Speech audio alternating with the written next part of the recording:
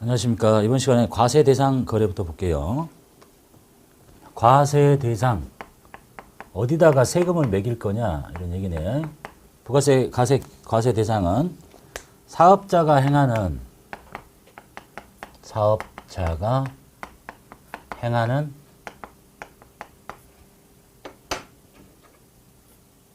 재화 또는 용역의 공급이라고 되어 있고, 두 번째가 재화의 수입. 얘는 사업자가 행하느니라 말이 없이 그냥 곧바로 재화의 수입 이렇게 되어 있죠. 그러니까 쉽게 말하면 과세 대상은 재화의 공급, 용역의 공급, 재화의 수입이에요. 하나가 없죠. 용역의 수입이 없죠. 용역의 수입은 과세 대상이 아닌 거야. 그런데 재화 또는 용역의 공급, 재화의 공급, 용역의 공급은 사업자가 하는 거고, 재화를 수입하는 것은 저기 전 시간 사업자에서 말씀드렸죠. 외국에서 수입해오는 것은 납세 의무에 설명드렸구나. 그 사람이 사업자가 아니건 다 납세 의무가 있어요. 그래서 재화를 수입하는 사람은 사업자인지를 따지지 않는 거예요. 예? 재화를 수입, 이거는 사업자가 행하는 재화의 공급, 용역의 공급, 재화의 수입 이렇게 보시면 되겠고, 그 다음에 용역의 수입은 없더라. 용역의 수입을 과세를 하려면 이런 거예요. 자, 저기 외국에 유명한 헤어 디자이너가 있어요. 자, 뭐하러 오냐면 우리나라에 머리를 자르러 와. 그럼 이제 들어오죠. 이게 재화를 갖고 오면 딱 들어오는 순간에 세관에서 과세를 시키면 돼요. 근데 이 사람이 뭐 하러 왔냐면 가위 들고 빗 들고 와서 머리를 자르러 왔단 말이에요. 그럼 뭐에다가 과세 시키겠어? 여기도 가위에다가 과세 시킬 수 있겠어요? 못하죠. 그 사람이 들어와서 이제 국내에서 머리를 자르잖아요. 그럼 그것이 뭐가 되는 거야? 용역의 공급이 되는 거죠. 예? 그래서 용역의 수입은 과세하지 않습니다. 그래서 재화의 공급, 용역의 공급, 재화의 수입인데, 수입의 경우에는 사업자가 아니더라도 과세시킨다라고 봐두시면 되겠고, 그럼 이제 여기서 재화가 뭐냐를 보셔야 되겠죠. 재화를 보면요, 물건이라고 되어 있는 거 있고, 물건 그리고 권리. 물건에는 재산적 가치가 있는 물건이나 권리가 재화인데, 물건은 뭐 상품, 제품, 뭐 기계, 원료, 이렇게 보이는 유체물과 전기, 가스, 열, 이런 관리할 수 있는 자연력, 이런 거 보고 예전 표현은 무체물. 그러니까 상품이나 제품 이렇게 만질 수 있는 것과 전기, 가스, 열, 이런 것들이 다 물건이다. 예? 상품, 그 다음에 뭐 전기, 이런 것도 재화예요. 그러니까 한국전력이 전기를 공급하는 것은 재화를 공급하는 것이 되는 거죠. 그 다음에 권리에는 뭐 어때? 광업권, 특허권, 뭐 이런 권리, 특허권, 이런 거 재화예요. 재화. 물건 외에 재산적 가치가 있는 모든 것을 재화라고 부릅니다. 이런 특허권 같은 거. 자, 그 중요한 거 나왔죠? 시험 잘 나오네. 수표, 어음, 상표권 등의 화폐 대용 증권. 수표, 어음, 이런 것 등. 이것 등은 과세 대상 재화로 보지 않는다. 이건 재화가 아니다라고 보는 거예요. 자, 부가세는 소비세입니다. 과세를 시키려면 소비를 할 수 있어야 됩니다. 소비를 해야 과세를 시킬 수 있는 거지. 이런 상품들. 근데 여기 수표나 어음 등은요, 요거를 소비를 하려면 어떻게 해야 소비를 하는 거냐면, 수표 아시죠?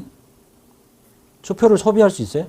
수표를 소비하려면 어떻게 해야 되냐면, 좀 지저분한 얘기인데, 배가 아파서 화장실을 갔습니다. 화장지가 하나도 없습니다. 그런데 지갑에 수표가 100만 원짜리가 한 10장 있습니다.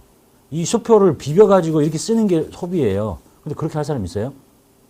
아주 돈 많은 사람도 수표를 화장지로 쓰지는 않죠. 수표를 가지고 화장지를 사서 그 화장지를 소비하는 거지. 그래서 이 수표나 어음, 상품권 이런 것들은 교환의 매개수단인 거지 그 자체를 소비할 수는 없는 거예요. 예? 소비하는 사람이 있을 수는 있겠지만 그건 정신 나간 사람이지. 이해됐죠? 소비할 수가 없다니까. 부가세는 소비세이기 때문에 소비할 수 있는 것에 대해서 과세를 시켜야 되니까 그렇다. 그 다음에 용역 볼게요. 용역은 일종의 서비스를 말하는 겁니다. 자, 용역이란 재화 외에 재산 가치가 있는 모든 영무, 뭐 일, 행위를 말합니다. 자, 구체적으로 다음과 같은 것을 열거하고 있습니다. 자, 이런 것들은 용역입니다라고 열거를 하고 있는데, 첫 번째가 건설업, 집 짓는 거죠. 두 번째가 음식, 그 다음에 숙박 음식업, 자, 그리고 나머지 걸 쭉 보면요. 운수업. 내가 버스 타는 거잖아요. 돈 내고 버스 타면 버스 회사가 나한테 손잡이를 파는 건 아니잖아. 왜? 운송 용역을 제공하는 거죠. 그 다음에 방송통신 정보 서비스업도 내가 뭐 물건 받는 건 아니잖아요. 서비스를 받는 거지. 금융보험 영역도 서비스를 받는 거예요. 다 이해가 돼. 부동산 업, 임대업도. 그런데 얘만 좀 이상하지. 음식 숙박 보면 숙박업소에 가면 돈 내죠. 숙박업소에 가면 칫솔 주고 수건 주잖아요. 내가 지금 칫솔하고 수건 주러 사러 가는 사람이 아니잖아. 잠자러 가는 거죠. 요건 좀 이해가 된다. 자, 근데 이 음식점을 가보면요. 내가 삼겹살집에 갔어요. 돼지고기를 먹으러 갔죠. 돼지고기는 재화인데 돼지고기만 주는 게 아니라 거기다가 여러 가지 조리를 해가지고 서비스를 주잖아요. 이건 재화고 이건 용역이야. 두 개가 합쳐진 거야. 그런데 음식업은 용역을 제공하는 업종이라고 규정을 하고 있습니다. 그러니까 우리가 음식점에 가서 밥을 먹는데 재화도 받고 서비스도 받는데 무엇이 더 중요한 거냐? 이것이 더 주된 것이라고 보는 거예요. 두 개 섞여 있으니까. 그래서 음식점은 용역을 공급하는 사람이다. 그 다음에 건설업도 마찬가지예요. 건설업도 뭐 원자재, 뭐 벽돌 이런 것을 갖다가 여기다가 노동력, 인건비를 투입해서 집을 짓잖아요. 이건 재화고 이건 용역이잖아. 주된 것을 이걸로 보는 겁니다. 요거만 받으시면 되겠죠. 나머지 것들 읽으면 뭐 버스 타는 것이 뭐 재화를 받는 건 아니잖아. 그 다음에 교육, 뭐 전문 과학 기술 서비스 뭐 이런 거 다 읽어보면 아 이건 재화가 아니라 용역이다라고 판단이 됩니다. 그 다음에 6번에 보시면 부동산업 및 임대요.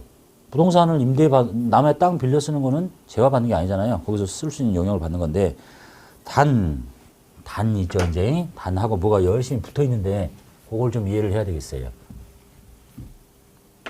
거기 보시면 뭐 써 있어요?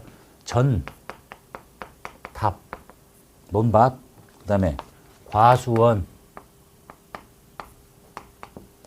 목장용지, 목장, 땅, 그 다음에 임야, 산, 염전, 소금 만드는데 요것은 제외시키겠대요. 자, 이런 논밭, 과수원 빌려주는 거는 부동산 임대야. 용역을 제공하는 게 맞는데 이거는 제외시키겠대. 용역의 공급으로 보지 않겠다. 과세 대상인 용역이 아닌 걸로 보겠다라는 뜻입니다. 자, 이게 무슨 얘기냐면 이런 얘기예요. 이해를 돕기 위해서. 자, 이제 학원입니다. 학원은 뒤에 배우시겠지만 면세사업자입니다. 부가세를 걷지 않습니다. 부가세를 걷지 않아요. 그러니까 내가 학원을 할 때 학원비를 학생들한테 받을 때 뭐 40만 원이면 그냥 40만 원만 받으면 돼. 부가세 4만 원 안 받아도 돼. 그런데 대신 이 학원을 하기 위해서 들어간 돈이 있잖아요. 뭐 인테리어도 해야 되겠고 그 다음에 이제 이 학원을 유지하면서 발생하는 뭐 전기세 그 다음에 뭐 학원의 임차료 자 이걸 받아가는 사람들은 과세사업자이기 때문에 나한테 다 부가세를 달라고 합니다. 예를 들어서 월세가 100만 원이면 학원 월세가 100만 원이면 100만 원만 주면 되는데 이 사람이 나한테 10만 원 더 달라는 거야. 근데 이게 내가 과세사업자였으면 20만 원을 돌려받을 수 있거든요. 매입세액으로. 근데 면세사업자이기 때문에 부가가치세를 팔 때 징수하지 않잖아요. 사올 때 부담한 이걸 안 돌려줘요. 자, 이걸 안 돌려주면 나는 어떻게 하지? 이 금액까지를 감안해서 이거 나만 혼자 떠안고 살 수는 없잖아. 이것을 감안해서 이 수강료가 책정이 되는 거죠, 이제. 그러면 이것에 비례해서 수강료를 뭐 30이었는데 40 정도 이렇게 올리겠다. 이렇게 가격을 전가시키는 거예요. 면세사업자들은. 이해되시죠? 아니, 내가 과세사업자였으면 이 매입세를 다 공제받고 요만큼만 돈 주면 되는데 요만큼 내야 되거든? 그럼 왜 나만 이거 부담해야 돼? 당연히 원가가 올라가서 이제 매출에 포함시켜야 되는 거예요. 이게 가격 전가를 할 수 있어. 할 수 있는데 지금 이제 이 사람들 봐보면요. 자, 논에서 뭐예요? 쌀 농사 짓죠? 쌀, 밭, 보리, 뭐 사과, 목장에서는 뭐 우유, 소젓, 그 다음에 뭐 나무, 소금. 자, 이런 것들을 주로 만드는 사람들이에요. 이게 뭐냐면 다 부가가치세 면세되는 사업입니다. 즉, 요것을 빌려다가 농사를 짓는 사람들은 면세사업자야. 자, 면세사업자이기 때문에 방금 말씀드렸듯이 이 사람들이 이제 농부인데, 주로 다 농부인데, 요걸 빌려오면서 이 부동산 임대니까 땅 주인한테 지주가 얘한테 빌려주면서 이것을 과세 대상인 용역의 공급으로 보면 자, 뭐 땅값 저기 월세를 100만 원 내야 되는데 너 10만 원 더 내. 왜? 내가 걷어서 이거 내야 되니까. 어?